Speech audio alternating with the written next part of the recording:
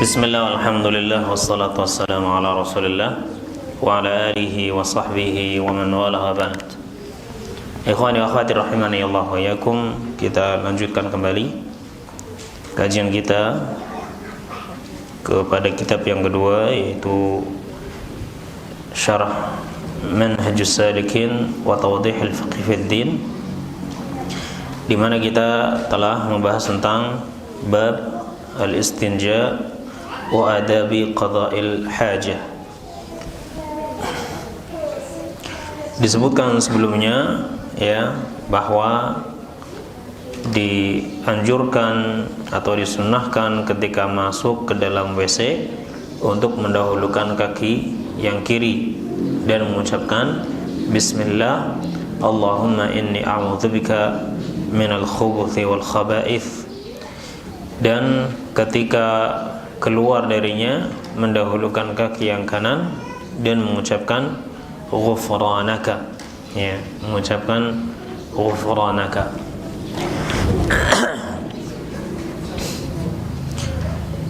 Dan sebagian ulama menyebutkan hikmah, ya, kenapa kita keluar dari WC mengucapkan ghufranaka, ya, padahal kita tidak melakukan apa-apa di WC kecuali buang hajat, ya. Yakni apakah membuang hajat itu dosa sehingga harus minta ampun ketika keluar, ya? Maka para ulama menyebutkan bahwa di antara hikmah mengucapkan ghufranaka ketika keluar dari WC, ya, agar kita menyadari bahwa selama ini kita itu kurang dalam mensyukuri nikmat Allah, ya, kurang sempurna dalam mensyukuri nikmat Allah yang sangat banyak, ya. Karena Allah telah memberikan nikmat makanan dan minuman kepada kita. Setelah itu Allah juga memberikan nikmat, ya, kepada kita untuk mengeluarkan sisa-sisa makanan dan sisa-sisa air, ya, yang tidak lagi bermanfaat kalau dia terus berada di tubuh kita, bahkan bisa menyebabkan sakit. Nah, sehingga kita pun dibantu oleh Allah untuk mengeluarkan kotoran-kotoran tadi, ya, di tempatnya, di WC tadi. Maka mungkin selama ini kita kurang bisa mensyukuri nikmat-nikmat seperti ini, sehingga tepat ketika kita keluar dari WC ini kita ucapkan ghufranaka, ya, yang selama ini mungkin di antara kita menganggap itu biasa saja. Orang sudah makan minum, ya wajar saja kalau dia mengeluarkan kotoran tadi di tempat, ya, di WC tadi. Itu wajar-wajar saja, dan dia tidak menyadari kalau itu termasuk bagian daripada nikmat Allah Subhanahu wa taala.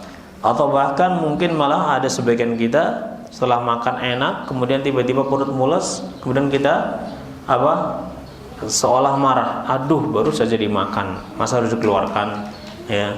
Nah, padahal itu justru bisa jadi yang baik untuknya, ya, karena itu lebih sehat, ya. Makanya kita keluar dari WC dengan mengucapkan ghufranaka. Kemudian yang berikutnya dikatakan oleh al-muallif, mengucapkan ghufranaka dan alhamdulillahilladzi adhhaba 'annil adza wa 'afani.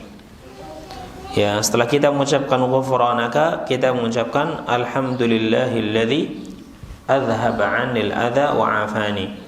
Alhamdulillah, segala puji bagi Allah, alladzi yang adhhaba 'anni, telah menghilangkan dariku al-adza, ya, penyakit, ya, hal-hal yang mengganggu, ya, termasuk kotoran yang dia mengendap di tubuh kita ini, sesuatu yang mengganggu, bahaya, ya. Maka ketika dia dikeluarkan dan Allah lah yang mengeluarkannya, ini merupakan nikmat, ya, maka kita pun mensyukuri atas nikmat ini. Wa'afani, dan telah menyelamatkanku, ya, menyelamatkan dari penyakit-penyakit yang bisa saja timbul karena kotoran yang tidak bisa dikeluarkan dari tubuh kita. Ya, hadis ini diriwayatkan oleh Imam Ibnu Majah dan yang lainnya. Hanya saja para ulama menyebutkan bahwa hadis ini adalah hadis yang dhaif. Ya. Akhrajahu Ibnu Majah wa qala al-Busairi fi az-Zawaid sanaduhu fi sanadihi Ismail bin Muslim wa huwa muttafaq ala tad'ifihi wal hadithu bihadha lafzi ghairu thabit. Ya.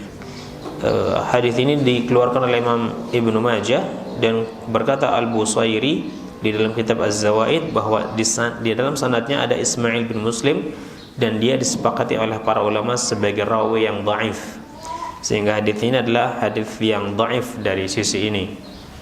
Ya, ada yang menyebutkan bahwasanya Bukhari juga menyebutkan mu'allaq di dalam sahihnya, yakni tidak disebutkan sanadnya. Ketika Syekh bin Baz ditanya tentang hadis ini, beliau mengatakan ini dhaif menurut para ulama, hanya saja mengucapkannya itu tidak masalah, tapi dia tidak menganggapnya sebagai sunnah. Ya, dia tidak menganggap sebagai sesuatu yang disunnahkan. Yang disunnahkan itu ghufranaka. Adapun alhamdulillahilladzi adhaba 'anil adha wa 'afani, itu tidak masalah diucapkan karena maknanya benar, karena Allah juga maha cinta dengan pujian, ya, dengan pujian, dan kita memuji Allah atas nikmatnya, ya, yang telah Allah berikan pada kita dengan dihilangkannya hal yang mengganggu pada diri kita, ya, dan menyelamatkan kita dari hal-hal tersebut. Maka tidak masalah untuk mengucapkannya, hanya saja tidak boleh diyakini sebagai sunnah, ya, karena hadisnya dhaif. Baik. Berikutnya, wa ya'tamidu fi julusihi ala rijlihi al-yusra wa yansubu al-yumna. Ya, ini cara buang hajatnya disebutkan di sini, ya. Ya'tamidu fi julusihi ala rijlihi al-yusra, yaitu apa? Bertumpu dalam duduk itu kepada kaki kiri, ya. Jadi kaki kiri menjadi tumpuan dan kaki kanannya itu diangkat berdiri, ya, yakni dalam posisi berdiri tegak. Nah, ya. Jadi yang menjadi tumpuan kita itu adalah kaki kiri kita, sementara kaki kanan itu ditegakkan. Berdasarkan hadis Suraqah bin Malik berkata, "Allamana Rasulullah sallallahu alaihi wasallam idza dakhala ahaduna al-khala ay ya'tamida 'ala al-yusra wa yansibu al-yumna." Nah, Nabi Rasulullah sallallahu alaihi wasallam mengajari kami ketika masuk ke WC, ya, untuk bertumpu kepada kaki kiri dan menegakkan kaki yang kanan, ya. Dikeluarkan Al-Imam Al-Baihaqi, berkata Al-Imam Ibnu Hajar di dalam kitab At-Talkhis, ya, Talkhis Al-Habir, qala Al-Hazimi la na'lamu fil babi ghairuhu wa fi isnadihi man la yu'raf. Saya tidak mengetahui dalam bab ini selain hadis ini, ya, dan dalam sanad ini ada orang yang tidak dikenal. Ini mengisyaratkan kalau hadis ini dhaif, ya. Perkataan ini mengisyaratkan hadisnya dhaif, dan ini tentunya mungkin juga perlu, karena ini bisa jadi dari sisi kesehatan, ya, maka perlu bertanya juga kepada ahlinya, ya, kepada dokter terutama, ya, yakni mereka mengetahui jalannya apa, jalur keluarnya kotoran, ya, jalur keluarnya kotoran. Dan saat ini ada cara yang salah dan kurang baik, ya, dan ini banyak, ya, bahkan ini mungkin dianggap sebagai kemajuan, yaitu adanya WC duduk, ya, WC duduk. Nah, WC duduk sebenarnya itu kurang baik, ya. WC duduk itu karena kalau posisi kita kalau kita duduk, kalau kita buang hajat dengan WC duduk itu, posisi kita itu sekitar membentuk mungkin 45 derajat, ya. Nah, posisi kita seharusnya yang bagus itu sekitar 35 derajat, ya. Maka yang paling bagus itu dengan jongkok, ya. Nah, atau kalau misalnya dia punya WC duduk, maka ada yang memberi saran agar ada bangku kecil atau seperti kursi kecil untuk tumpuan kakinya, biar kakinya itu naik, ya, sehingga membentuk 35 derajat, ya. Nah, seperti kita sedang duduk jongkok, ya, nah, di WC-WC secara umum. Nah, karena WC duduk ini menjadikan ya tidak lancar ya, kurang bagus ya untuk keluarnya kotoran dari tubuh kita ini, tidak sempurna. Nah, ya ini perlu ditanyakan juga, didengarkan pendapat ahli dalam hal ini. Yang jelas Syekh itu menyebutkannya di dalam buku ini seperti ini ya. Kalau ternyata memang cara ini bagus ya, maka alhamdulillah ya, walaupun hadisnya dhaif mungkin secara makna benar ya. Karena kita dalam masalah hadis itu berhati-hati, karena menisbatkan suatu perkataan kepada Rasulullah SAW itu tidak boleh sembarangan ya. Nah, makanya kita perlu memastikan ini betul-betul perkataan Nabi atau tidak. Kalau memang tidak ada yang bisa membuat kita kuat untuk mengatakan ini perkataan Nabi, maka lebih baik kita tidak mengatakan ini perkataan Nabi, walaupun misalnya maknanya sahih. Bukan berarti hadis yang dhaif pasti salah maknanya, tidak ya. Hadis dhaif terkadang maknanya sahih dan memang seperti itu harusnya ya. Hanya saja karena ini menisbatkan perkataan kepada Nabi, maka kita harus hati-hati ya dalam rangka beradab dengan Nabi kita sallallahu alaihi wasallam, sehingga kita tidak sembarangan menisbatkan perkataan atau perbuatan kepada beliau ya, kalau memang jalurnya tidak kuat ya. Ini dalam rangka beradab saja kepada Nabi sallallahu alaihi wasallam. Ya. Hanya saja saya pernah melihat video ya, salah seorang dokter juga ustadz ya.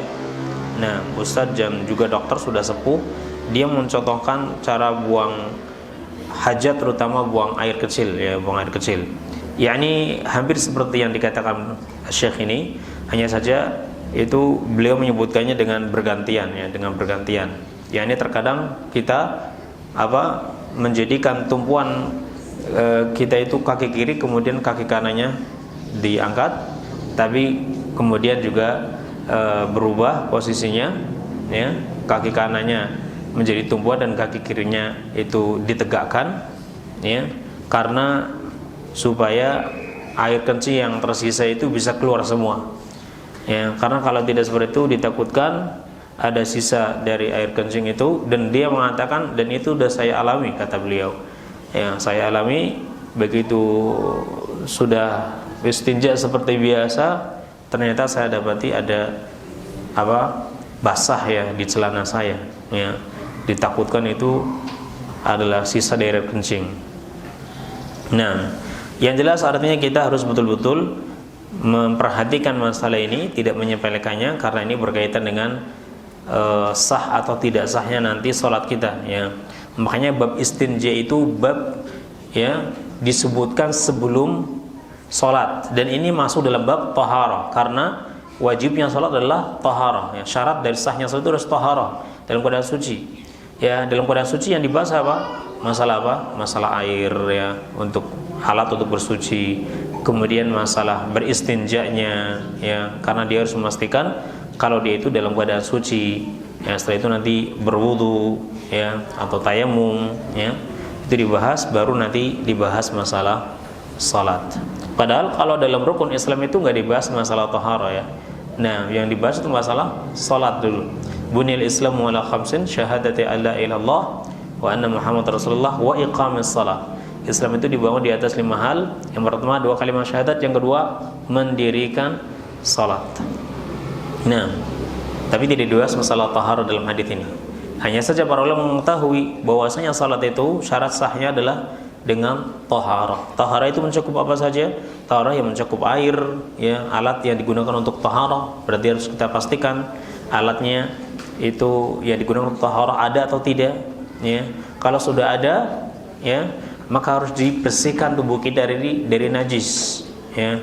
Dibersihkan tubuh kita dari najis, tubuh dan pakaian kita, maka masuk pada bab al-istinja ya. Setelah ada air, tubuh kita bersih, maka kita bersuci ya, yaitu dengan wudu ya, untuk menghilangkan hadas kecil dan hadas besar. Hadas besar dengan mandi besar atau tayamum. Setelah itu baru salat ya. Yang berikutnya wa yastatiru bihaitin aw ghairihi, dan wa yastatiru biha'id. Istitar ini mengambil apa? Penutup, ya, penghalang yang bisa menghalangi pandangan orang lain, ya, darinya. Ya, ini mengambil penghalang dengan tembok atau selainnya. Ya, ini sesuatu yang bisa menghalangi diri kita dari pandangan orang lain, ya. Nah, hal ini berdasarkan hadis Abdullah bin Ja'far, ya, di mana Nabi sallallahu alaihi wasallam bersabda, "Kana ahabbu mastatara bihi Rasulullah sallallahu alaihi wasallam li hajatihi hadafun aw ha'ishu nakhlin." Ya. Abdullah bin Ja'far mengatakan bahwa sesuatu yang paling disukai oleh Nabi sallallahu alaihi wasallam untuk dijadikan sebagai penghalang beliau ketika membuang hajat adalah hadafun wa ha'ishu nakhlin. Hadafun artinya yakni tanah yang tinggi, martafa'a min al-ard, tanah yang tinggi, aw ha'ishu nakhlin, atau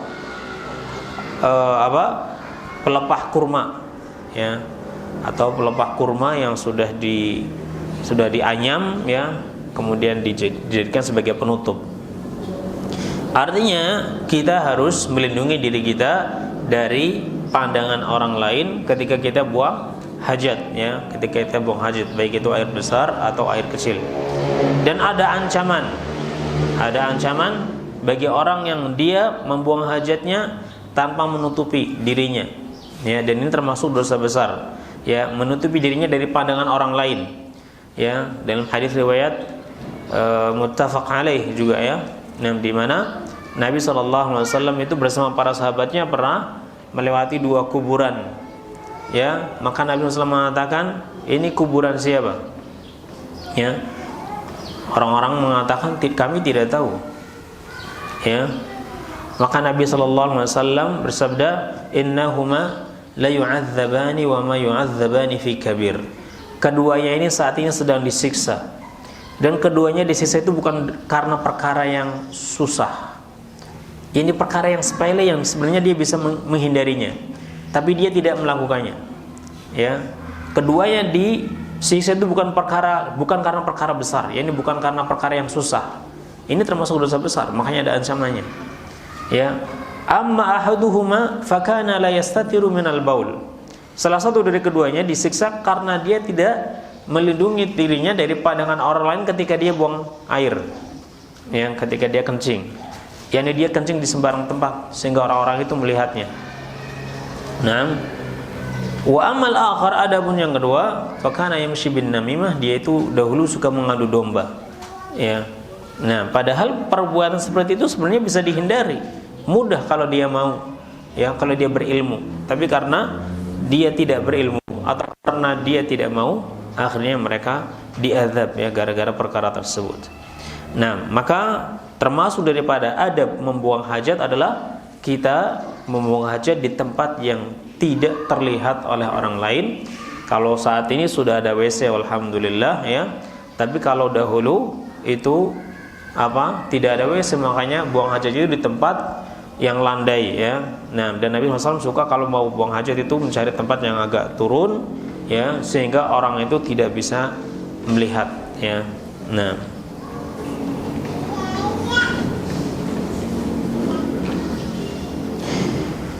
wa yab'udu in kana fil fadha, dan menjauh jika dia di tempat terbuka, ya. Nah, seperti orang-orang dahulu, ya, karena tidak ada WC, ya, yang dibuat di rumah-rumah itu, mereka pun menjauh, ya, ke tengah padang pasir, kemudian di daerah yang di tempat yang agak landai yang tidak kelihatan dari mana-mana baru buang hajat. Nah, sambil membawa air, ya, mereka dahulu. Kalau nggak ada air, bawa batu. Nah, berdasarkan hadis Mughirah bin Syu'bah, kuntu ma'an Nabi sallallahu alaihi wasallam fi safarin faqala ya Mughirah khudhil idawah fa akhadtuha fantalaqa hatta tawara anni faqada hajatahu. Al-Mughirah bin Syu'bah mengatakan, saya dahulu bersama Nabi SAW dalam suatu perjalanan. Maka beliau mengatakan, wahai Mughirah, tolong ambilkan ember. Al-idawa ini ember yang berisi air, ya. Fa akhadtuha, maka aku pun mengambil ember, ya, seember air. Fantalaqa, kemudian beliau pergi menjauh, hatta tawara anni, sehingga beliau tidak kelihatan olehku. Faqadha hajatahu, kemudian beliau membuang hajatnya. Dikeluarkan oleh Imam Bukhari dan juga Imam Muslim. Begitu juga dari hadis Jabir, anna Nabiya sallallahu alaihi wasallam kana idza arada al-buraza intalaqa hatta la yarahu ahad. Ya, Jabir bin Abdullah mengatakan bahwasanya Nabi sallallahu alaihi wasallam, ya, ketika hendak membuang hajat, buraz, ya, buang air besar, intalaqa, maka beliau pergi, hatta la yarahu ahad, sampai tidak ada yang melihatnya seorang pun. Ya, ini pergi ke tempat yang jauh, ya, sehingga tidak ada orang yang melihatnya. Naam. Wala yahillu lahu an yaqdi hajatahu fi. Tidak halal baginya untuk membuang hajatnya itu di tempat-tempat berikut ini. Ya, yang pertama fi tariqin. Yang pertama itu di jalan. Ya, tariq ini jalan yang biasa dilalui oleh manusia. Nah,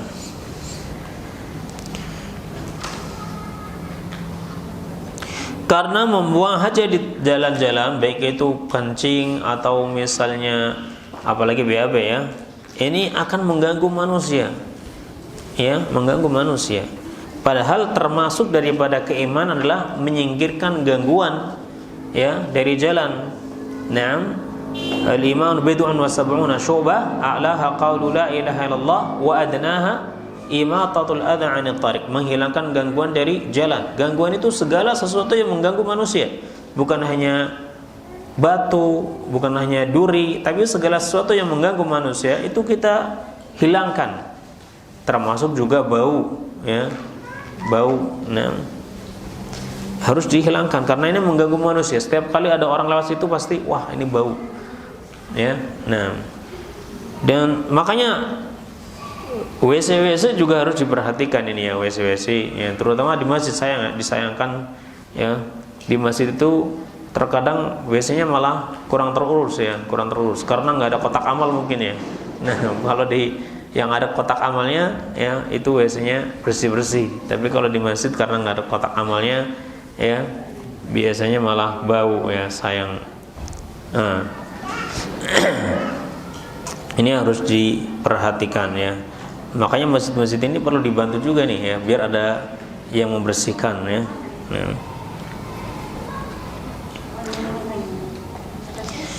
Baik. Karena ini mengganggu manusia. Walihada qala Nabi sallallahu alaihi wasallam, oleh karena itu Nabi sallallahu bersabda, ittaqul la'anaini.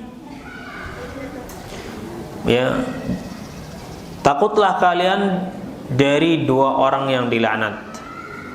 Qalu wa man la'anani ya Rasulullah. Siapakah dua orang yang dilaknat itu ya Rasulullah?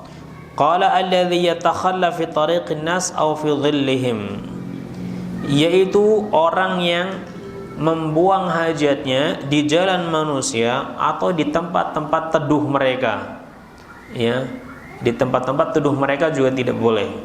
Dan ini yang kedua yang disebutkan oleh al-muallif, yaitu au mahalli julusin nas, au mahalli julusin linnas, atau tempat duduk-duduknya manusia, ya, di bawah pohon yang rindu, yang rindang, di mana orang-orang suka duduk-duduk di situ, ya, kan enak tuh, ya, siang-siang duduk-duduk di situ ngobrol, kemudian ada angin. Yang penting mah jangan ibu-ibu yang duduk di situ, ya, karena kalau ibu-ibu di situ biasanya pada apa?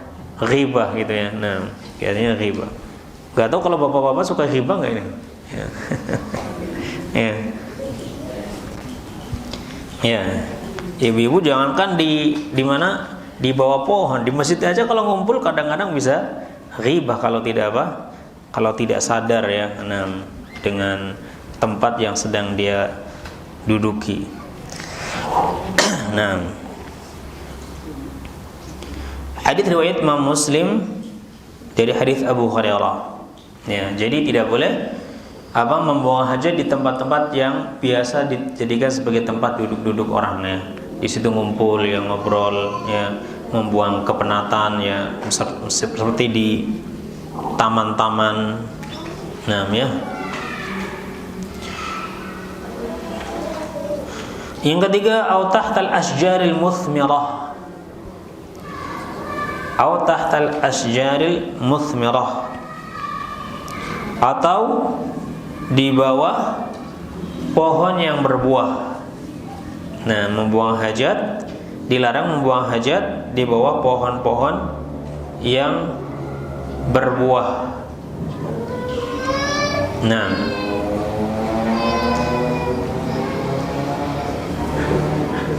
karena bisa jadi orang mau ngambil buahnya ya nggak jadi gara-gara ada kotorannya di situ. Atau juga bisa jadi di situ itu ada penunggunya ya. Penunggu dalam artian jin yang tinggal di situ ya, di bawah pohon itu. Karena jin bisa saja tinggal di bawah pohon. Kalau dia buang hajat ya, kencing misalnya atau BAB ya, kena setannya di situ, maka nanti marah-marah setannya ya, bisa mengganggu orang yang buang hajat di situ. Dan itu bukan hanya cerita ini tanpa ada kebenaran ya, ini maksudnya bukan khurafat ya, karena ini terjadi ya. Dulu waktu saya di Bogor juga pernah terjadi ya, ini saat itu sedang masa anak-anak masuk baru ya, masa orientasi siswa gitu ya. Nah, biasanya kan ada penjelajah ya. Jadi anak-anak ini biasa kebetulan di pesantren kami di Bogor itu ada dekat hutan ya, hutan kota ya, hutan bikinan ya. Nah, ini hutannya dekat danau juga. Nah, itu anak-anak itu biasa mereka ingin cari jalan yang baru, jalan yang nggak biasa, jalan yang baru ya. Nah, mungkin dia melewati rumah-rumah jin ya, kemudian di obrak-abrik tanpa sepengetahuan, karena mereka nggak lihat ya. Harusnya dia masuk ke situ berdoa dulu ya, karena kalau berdoa mereka yang nyingkir gitu kan, karena semua ini kan tempat Allah sediakan bagi kita ya. Tapi dia nggak berdoa, akhirnya setelah kejadian itu semuanya pulang pada diganggu ya, diganggu. Dan itu puluhan, gak cuma 1-2 orang, puluhan, karena berkali-kali. Yang ini saya ruqyah dengan ustadz yang lain, selesai yang itu kena ya, berhari-hari sampai semingguan mungkin ya. Yang ini selesai, yang itu datang kena, yang ini selesai ya. Yakni mereka marah karena tempat ya mereka tinggal di situ diobrak-abrik sama manusia. Nah, maka kita tidak boleh sembarangan ya buang hajat. Nah, kalau misalnya dia buang hajat dan dia ingin tersembunyi atau tidak kelihatan oleh orang lain, dan dia di tempat yang baru ya, bukan tempat yang biasa untuk buang hajat misalnya ya, tapi tempat yang baru tapi tersembunyi, maka harusnya dia berdoa ya, berdoa a'udzubillahi minal khubuthi wal khaba'ith ya, a'udzubillahi minasyaitonir rajim. Ditakutkan di situ ada yang sudah menempati ya tempat itu. Kemudian berikutnya, wala yastaqbilul qiblah atau yastadbiruha hala qada'il hajah, dan tidak menghadap ke arah kiblat atau membelakanginya ketika buang hajat ya, tidak menghadap ke arah kiblat atau membelakanginya ketika buang hajat. Nah, ini yang disampaikan oleh al-muallif sepertinya secara umum ya, yakni tidak boleh membuang hajat baik menghadap ke arah kiblat maupun membelakanginya dimanapun tempatnya.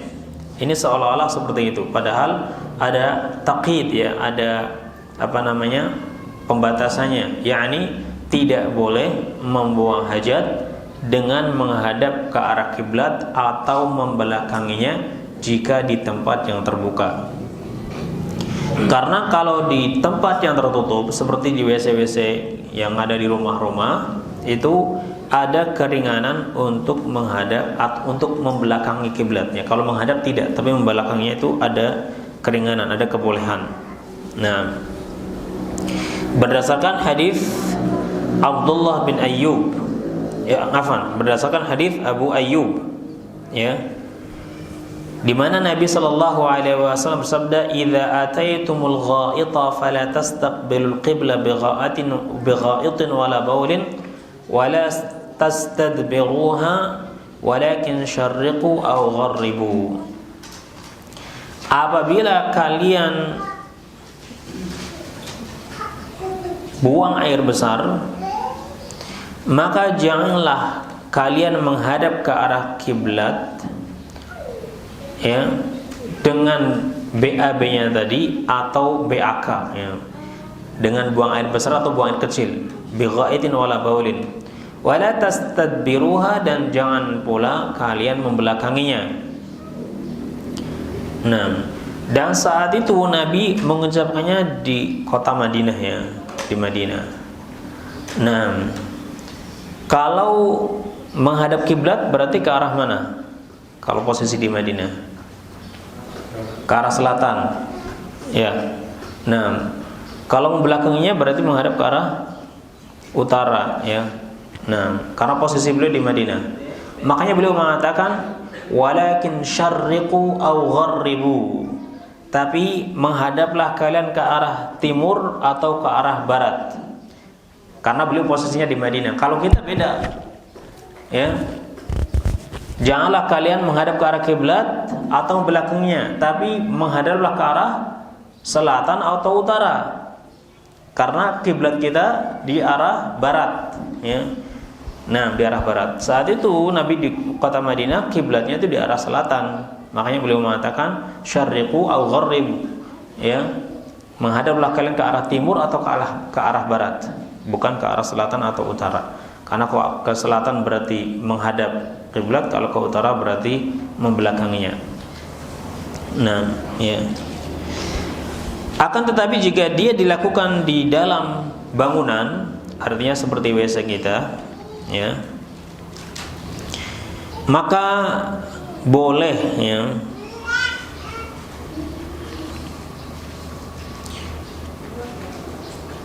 melakukannya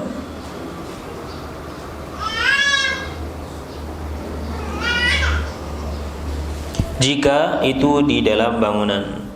Dan ini pendapat jumhurul ulama, ya.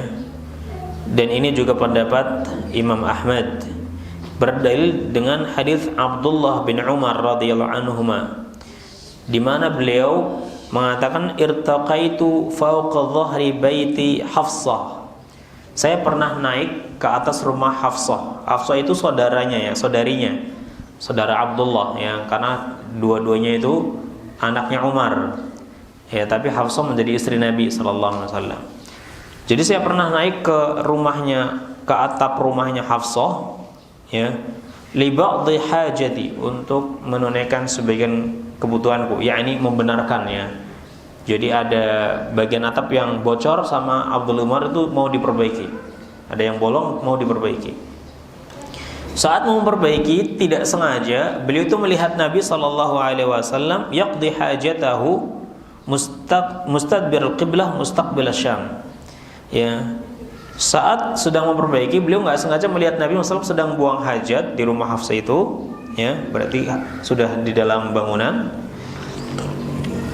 dengan membelakangi kiblat dan menghadap ke arah Syam, dengan membelakangi kiblat dan menghadap ke arah Syam, ya, dikeluarkan Imam Bukhari dan juga Imam Muslim. Begitu juga dari Marwan al-Asfar berkata, ra'aitu ibn Umar anakha rahilatahu mustaqbil al-qiblah thumma jalasa yabulu ilaiha faqultu ya Aba Abdurrahman alaysa qad naha an hadha qala bala innama nuhiya عن ذلك في الفضاء فإذا كان بينك وبين القبلة شيء يسترك فلا بأس به أخرجه أبو داود وقال الزيلعي في نصب الراية قال الحازمي هو حديث حسن.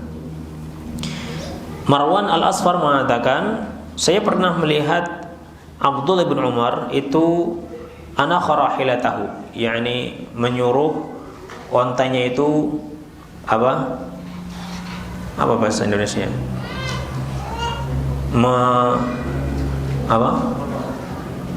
Perbahan apa? Merunduk apa? Nah, ya, tapi paham ya? Yani kalau bahasa Arab itu ya bruk ya. Anak yani nyuruh duduk gitu. Nah,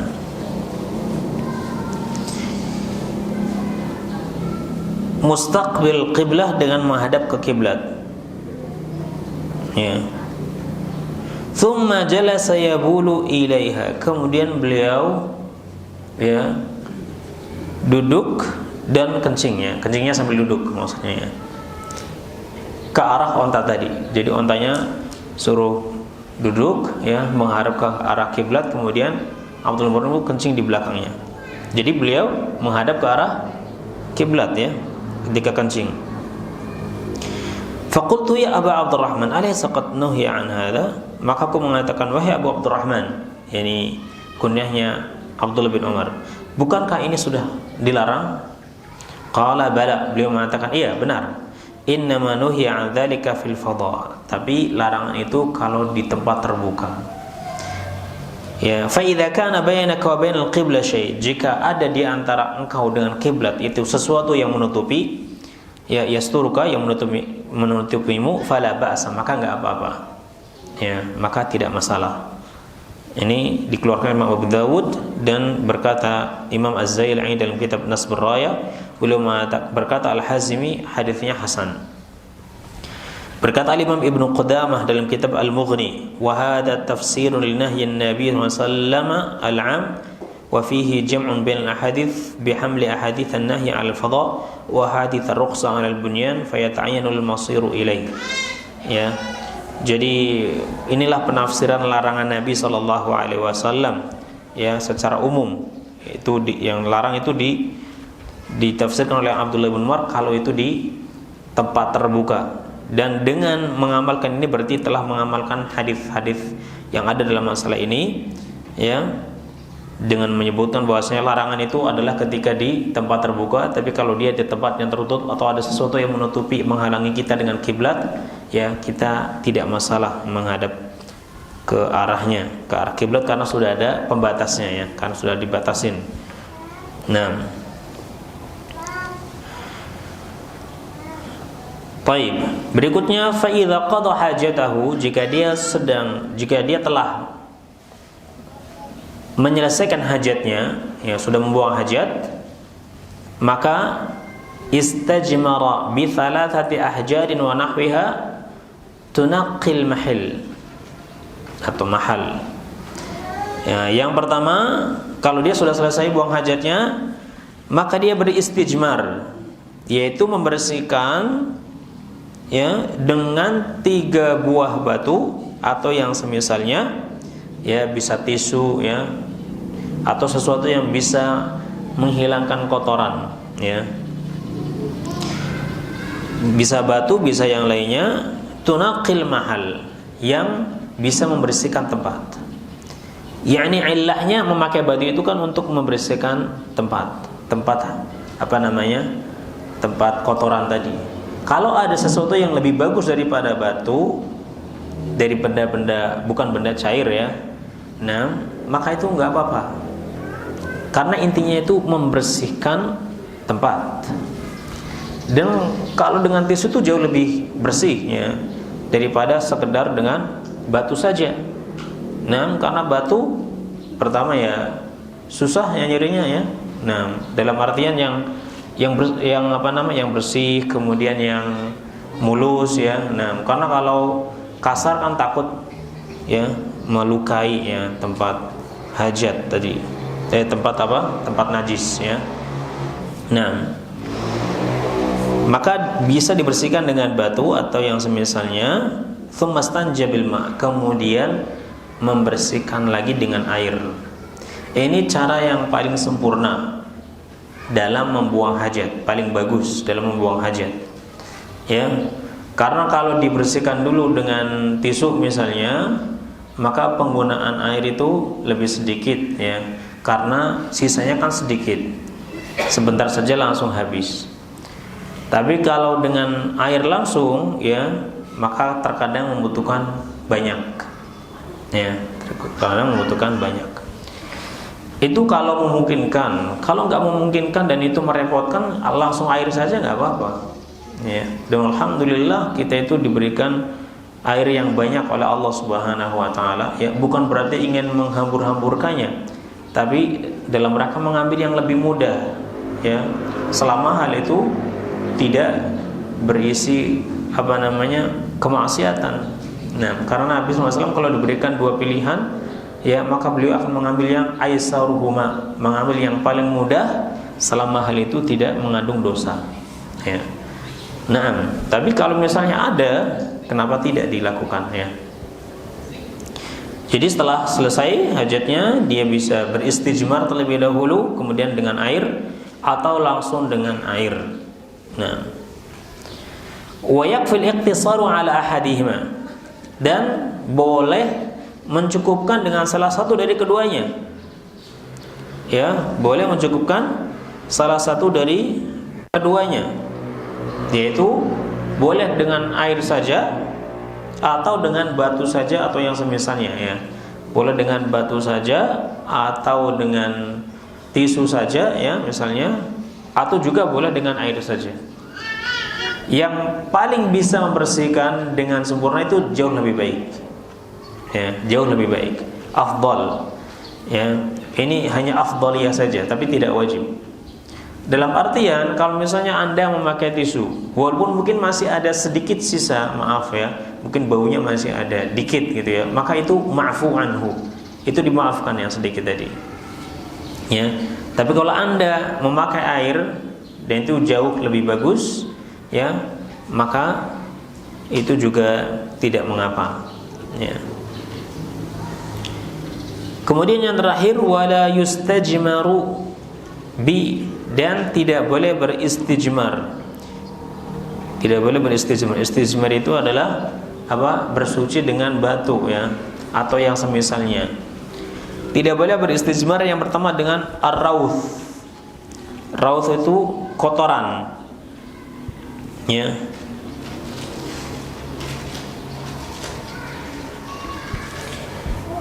Ya, dengan kotoran.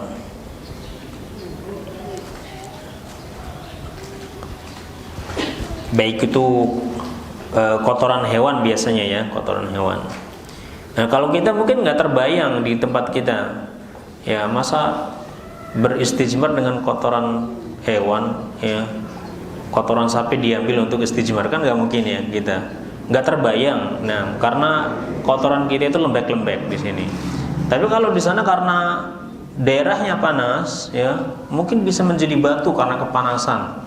Ya, membatu dia, jadi seolah seperti batu, nggak bisa dibedakan, sulit membedakan antara batu beneran sama batu yang itu tadinya kotoran ya, karena sudah membatu. Nah, kalau di sana mungkin masuk akal ya, masa dengan kotoran. Nah, kayak kita nggak masuk akal karena kotoran kita di sini lembek-lembek semua. Ya, kalau di sana tidak, ya membatu. Jadi sampai mungkin agak susah ini bedain ini kotoran atau batu nih. Kecuali kalau dipegang keras, ngepiur misalnya itu, oh itu berarti kotoran.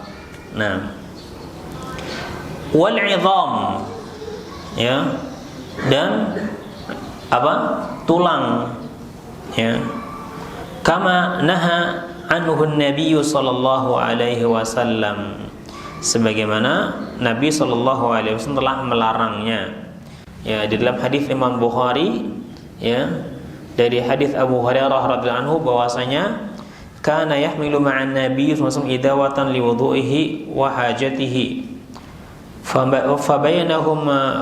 fabayanama huwa yatba'uhu biha qala man hadha faqala ana Abu Hurairah faqala ibghini ahjaran astanfid biha wa la ta'tini bi'adhamin wa la birawthah.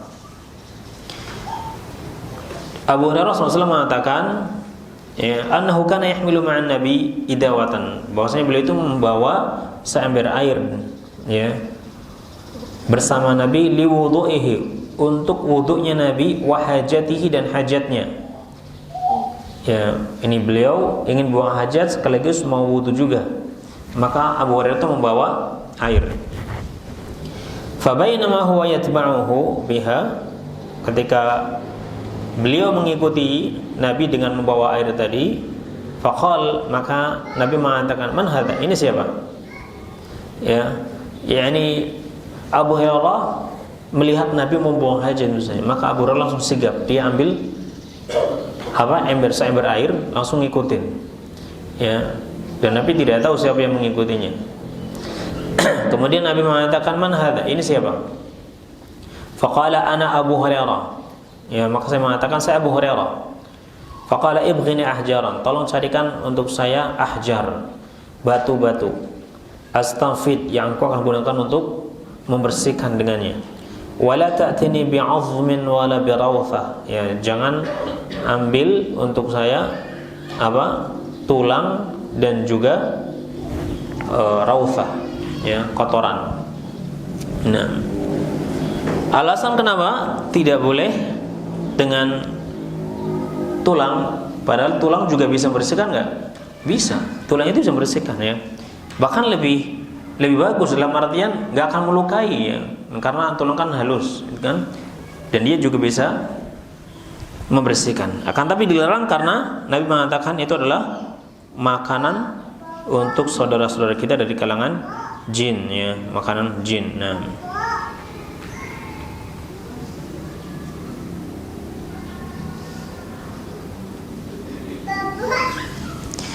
baik.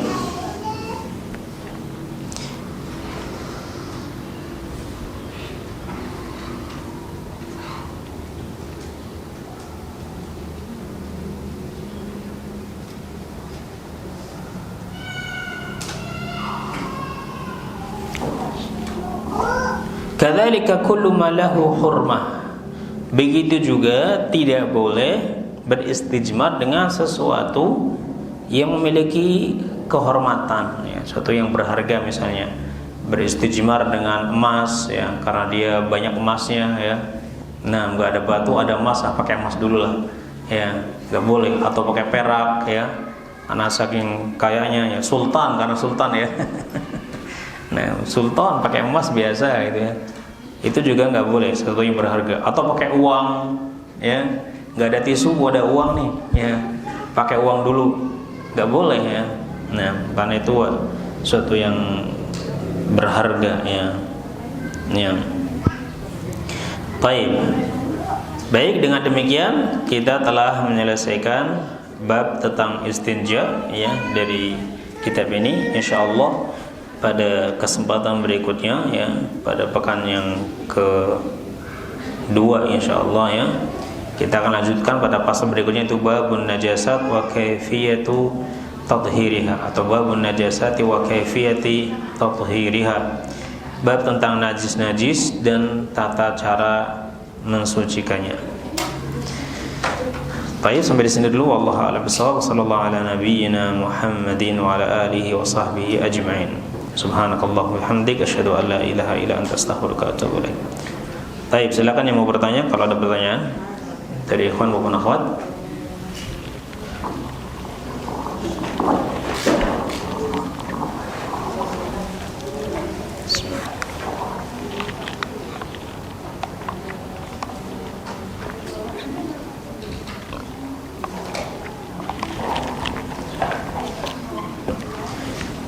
Dari akhwat ada, dari ikhwan enggak ada insyaallah, ya.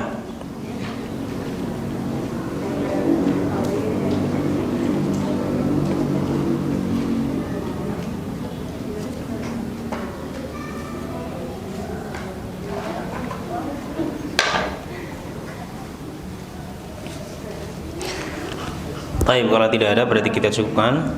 Assalamualaikum warahmatullahi wabarakatuh.